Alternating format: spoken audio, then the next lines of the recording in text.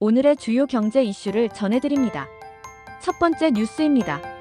30대 내 집 마련 6년 연속 하락. 주택 소유 양극화 심화. 지난해 우리나라 전체 가구의 주택 소유 비율이 약 57%로 역대 최고치를 기록했습니다. 하지만 본격적으로 가정을 꾸리고 집 마련에 나서야 할 30대의 주택 소유율은 36%로 6년 연속 하락하며 통계 작성 이래 최저치를 기록했습니다. 20대 이하 소유율 역시 9%대로 주저앉았습니다. 반면 40대 이상은 60%에서 70%의 소유율로 오히려 증가했습니다. 이미 자산을 축적한 연령대가 주택을 더 많이 소유하는 현상이 강화되고 있다는 뜻입니다. 특히 2018년에는 30대 주택 소유율이 42%에 달했지만 집값 급등과 정부의 대출 규제 등으로 인한 구매력 약화로 매년 하락세가 반복되고 있습니다. 2018년 서울 아파트 평균 거래가는 약 6억 원 수준이었지만 2025년 현재 14억 6천만 원까지 올라 약 2.5배 이상 폭등했습니다. 상위 10% 주택의 시세는 약 19억 4천만 원에 달하고 하위 10%와의 가격 격차도 45배나 벌어졌습니다.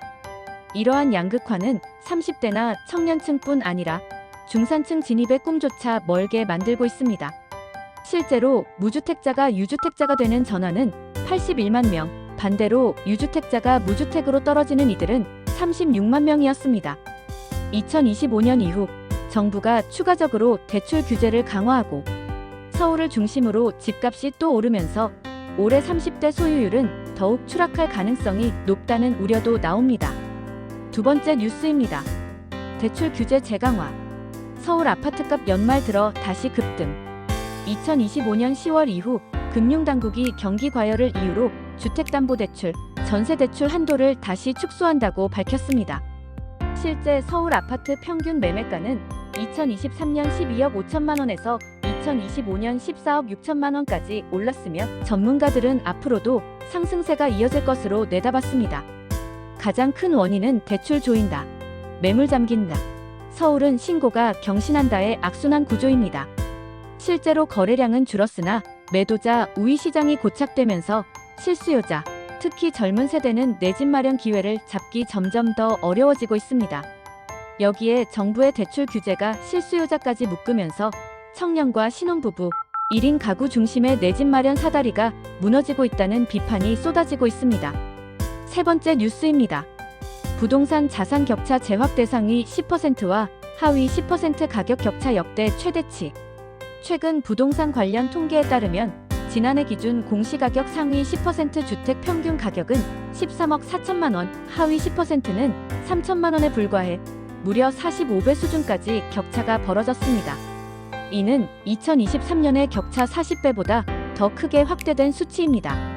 따라서 2030 세대는 내 집 마련을 포기하거나 소형임대 또는 수도권 외곽, 지방 아파트로 눈을 돌리는 현상이 확산하고 있습니다.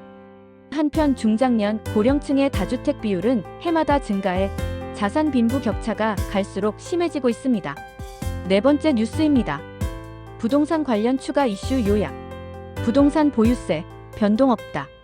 정부는 현행 주택 보유세와 양도소득세 등 부동산 관련 세제를 올해는 동결하기로 했습니다. 단, 일부 지역의 공시가격 급등에 따라 실효세율이 올라가는 현상은 불가피해 보입니다. 전세시장 불안. 여름부터 서울 및 수도권 전세 가격이 상승세를 타고 있습니다. 전세대출 한도 축소와 동시에 집주인의 갭투자 매물이 줄면서 수요가 공급을 초과하는 현상이 지속 중입니다. 다섯 번째 뉴스입니다. 정책 및 시장 전망. 전문가들은 현재 한국 부동산 시장의 가장 큰 위기를 세대계층 간 양극화와 정책, 신뢰성 약화로 보고 있습니다. 정책적으로는 생애 최초 내 집 마련 청년, 신혼부부에 대한 대출 우대 및 공공공급 확대, 그리고 30대 등 젊은 세대 자산 축적 사다리 복원이 강조되고 있습니다. 서울 및 주요 대도시의 주택 공급이 한동안 제한된 상태라 신축 및 준신축, 아파트, 역세권 중심으로 매매가는 계속 오를 전망입니다.